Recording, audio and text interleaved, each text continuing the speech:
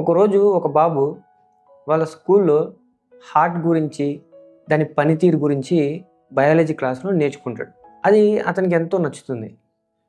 ఇంటికొచ్చాక వాళ్ళ పేరెంట్స్‌కి గూడా ఆ క్లాస్‌ని ఎక్స్‌ప్లెయిన్ చేద్దాం అనుకుంటాడు.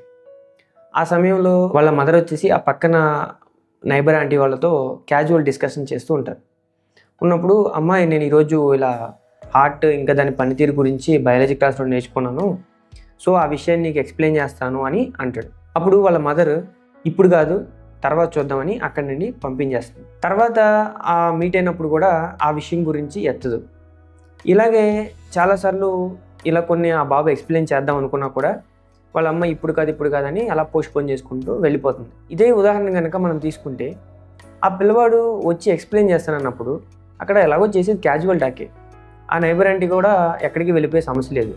అలాంటప్పుడు ఆ పిల్లవాడు ఏం చెప్తున్నాడో ఒక్కసారి వినుంటే ఆ పిల్లవాడికి ఇంకా అతని చదువుకి రెండిటికి ఇంపార్టెన్స్ ఇచ్చినట్టు అయ్యేది. తను ఏ విధంగా ఎక్స్‌ప్లెయిన్ చేస్తున్నాడో ఈ మదర్‌కి కూడా అర్థమయ్యేది.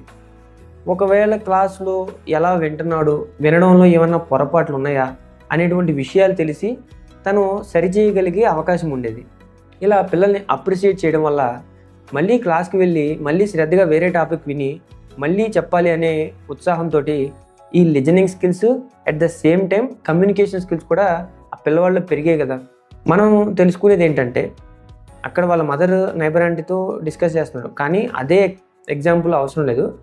మొబైల్ చూస్తూ ఉండొచ్చు, రీల్స్ చూస్తుండొచ్చు, లేదా మొబైల్లో చుట్టాలతో చిట్ చాటింగ్ ఇవన్నీ కూడా చేస్తూ ఉంటారు. సో ఇవన్నీ కూడా కొద్దిగా పక్కకు పెట్టి మనకున్న 24 అవర్స్లో కొంత సమయాన్ని పిల్లలకు కేటాయించడం పెద్ద తప్పేమి కాదు కదా, అది అవసరం కూడా.